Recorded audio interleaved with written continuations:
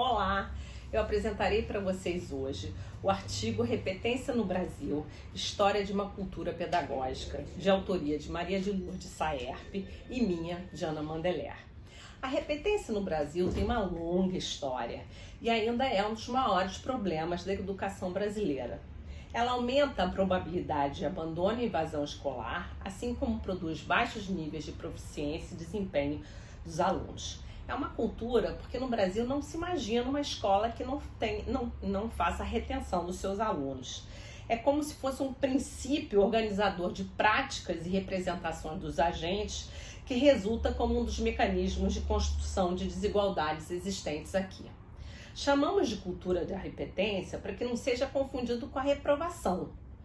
Essa seria a prática pedagógica que retém o aluno, impedindo-o de ser promovido para a série seguinte. Assim, o conceito de repetência seria um conceito analítico que nos ajudaria a estudar esse fenômeno social. É uma história que vale a pena ser contada, porque, apesar da repetência existir desde sempre, ela só se configurou como um problema real nas décadas de 80, 90. Até lá, considerava-se que nosso maior problema era a evasão, isto é, as camadas populares não dariam importância para a escola e, por isso, abandonavam o sistema escolar logo nas primeiras séries.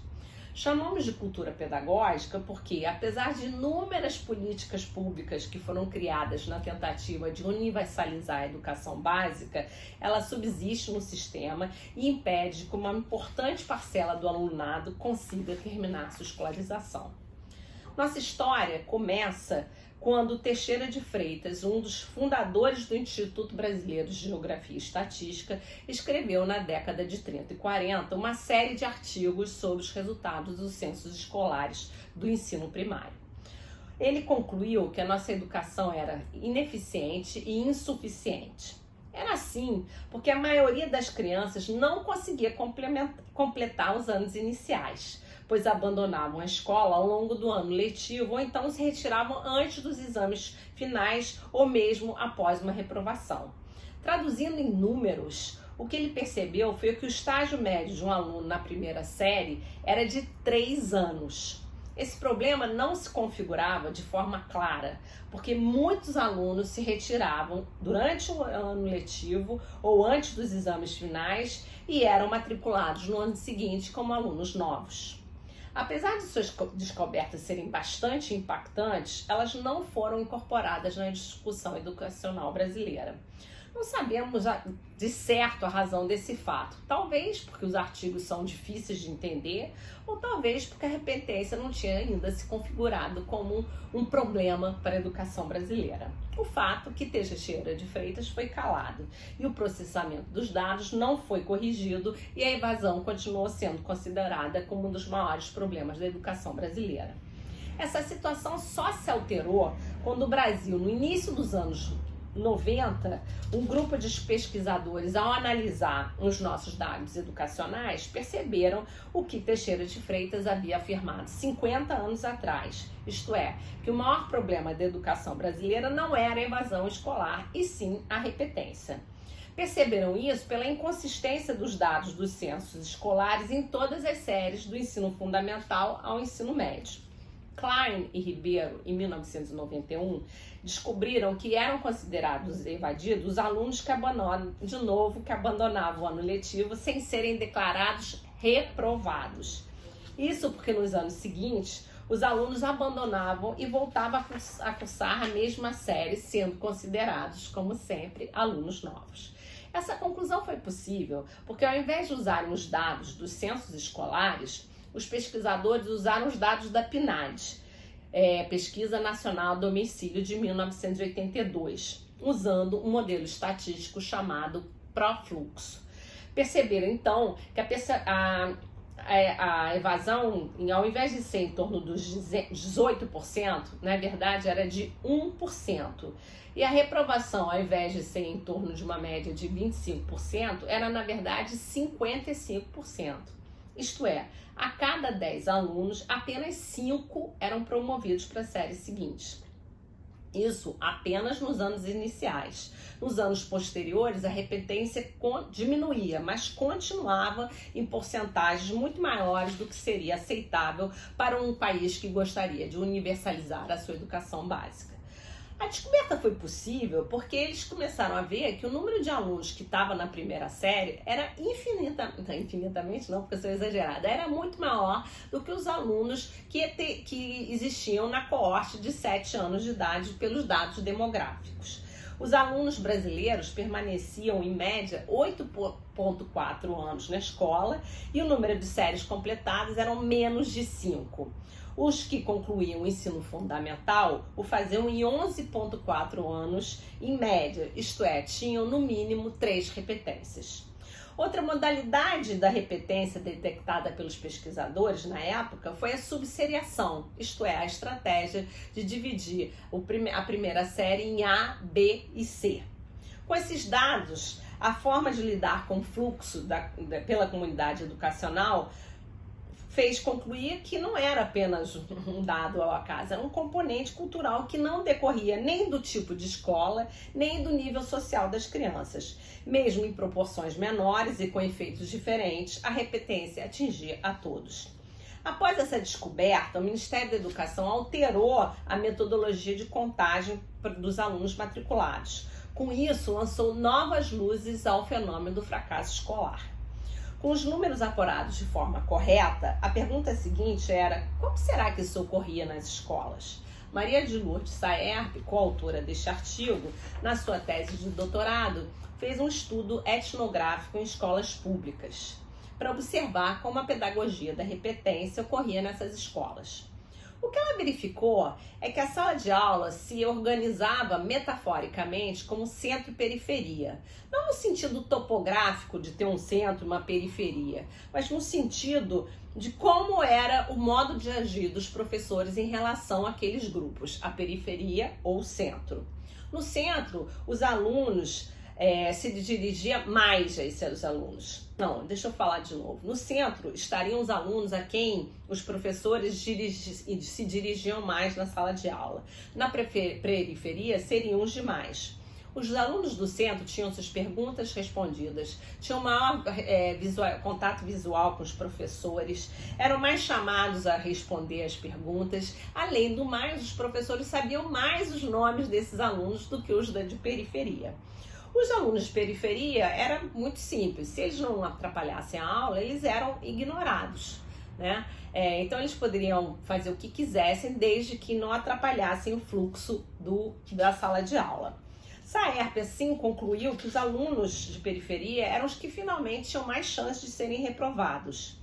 A cultura de repetência observa justamente quando a aula não é dada para todos os alunos. Porque na representação dos professores isso não é a função deles. Saerp ainda verificou que existiam 3 tipos de salas de aula: o centro-periferia, que haveria essa divisão, conforme eu já expliquei, as salas centro, onde os professores consideravam que todos os alunos poderiam aprender, todos eles eram focados, e os periferia, as salas de aula que os professores consideravam que aqueles alunos não tinham o menor remédio e por isso não adiantava tentar ensinar eles. Então, com isso, ela pensou que essa estrutura centro-periferia está diretamente relacionada à crença do professor de que se os alunos são capazes ou não de aprender. Quanto mais o professor acredita que os alunos podem aprender, mais ele ensina a todas as pessoas. Mostrou também que o bom aluno é produzido em sala de aula, né? Os alunos do centro têm tendência a terem melhores notas. E essa seleção se constrói dentro de sala de aula. Assim, a reprodução é vista pelos professores como um filtro necessário, até como uma demonstração da seriedade da escola.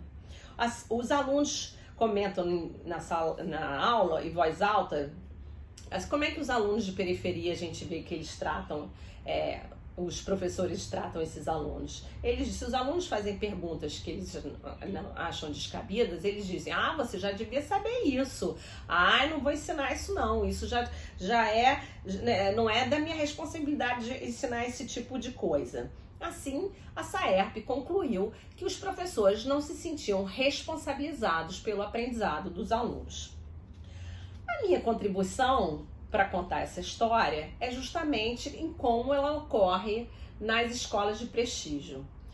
Então, tendo em vista que havia essa frase que ela cometia a todos os alunos de todos os estratos sociais, eu fui ver como é que ela acontecia nesses estratos sociais. A primeira coisa que eu via foi realmente perceber se esses estratos sociais brasileiros, esses estratos sociais mais altos brasileiros, tinham de fato mais chance de reprovar do que em outros países.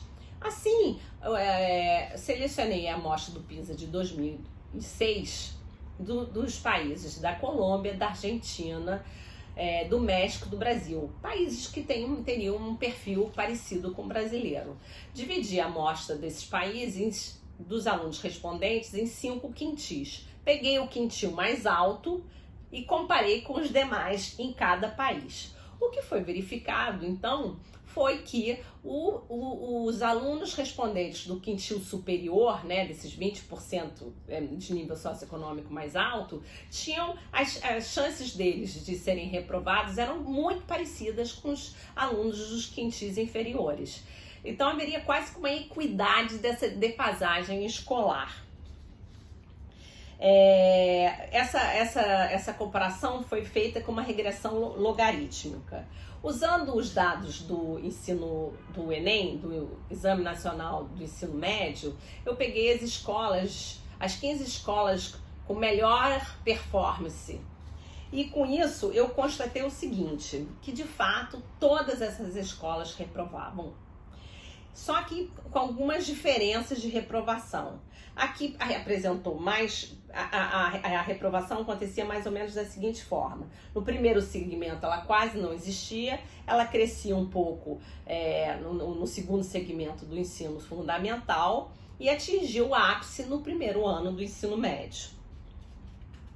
Como essas escolas são muito procuradas, esses alunos repetentes as suas vagas são preenchidas por novos alunos que buscam essas escolas melhores, principalmente nos anos finais, para ter mais chance de passarem para as universidades. Na fala dos professores, a gente observa uma total naturalização desse processo seletivo. Os professores afirmam: é necessário sinalizar sim que existem as peneiras. Tem que ter argumento. Quando chega o mês de setembro, os pais vêm discutir quando o perfil da reprovação começa a ser delineado, e eles têm que ser avisados. A outra frase que eu vi no conselho de classe foi uma frase de um professor dizendo: não, um grupo vai conseguir e o outro não vai. Assim, mesmo nas escolas de prestígio, mesmo com alunos selecionados academicamente e socioeconomicamente, mesmo assim a cultura da repetência se observava de novo. Para concluir, a gente traz os últimos dados, nos dados do PISA de 2009, a reprovação no Brasil era o país que mais tinha reprovação. Muito diferente de países, por exemplo, de Japão, Coreia do Sul e Noruega, que não existiam alunos repetentes. No Brasil, ao invés disso, 40% dos alunos já tinham sido reprovados no primeiro ou no segundo segmento do ensino fundamental. Os resultados desses alunos que já sofreram a repetência é pior do que dos outros. O estudo mostra ainda que países com maiores taxas de alunos repetentes tendem a ter performances piores e o nível socioeconômico dos alunos tem maior impacto no desempenho acadêmico. Os dados atuais nos permitem afirmar que a história ainda não acabou. A repetência no Brasil continua alta. Ela acontece mais no terceiro ano do primeiro segmento do ensino fundamental, com 11%, no sexto ano, com 12% de repetência, e no primeiro ano do ensino médio, com 13% de repetência. Assim, 39% dos alunos que evadem no decorrer do percurso da educação básica evadem. Em números absolutos, são 1,6 milhão de crianças e jovens que, mesmo tendo tido acesso ao sistema educacional, acabaram abandonando seus estudos. Trata-se de um alto custo social e econômico para o país. O que torna a repetência mais perversa é que, como foi dito no início, ela não atinge, apesar dela acontecer com todos, ela não atinge da mesma forma todos os brasileiros. Os estratos sociais mais altos conseguem contornar seus efeitos com variadas estratégias, como, por exemplo, mudando de instituição, aulas particulares, etc. Desta forma, os maiores penalizados são os alunos das escolas públicas. A repetência incide diferentemente de acordo com o gênero, a cor e o nível socioeconômico. Podemos concluir que a repetência é um dos mecanismos mais fortes na construção da desigualdade social brasileira. Por isso, precisamos acabar com a pedagogia da repetência, prática totalmente contraprodutiva, principalmente se analisarmos todos os estudos realizados para conferir a sua eficiência pedagógica. Muito obrigada!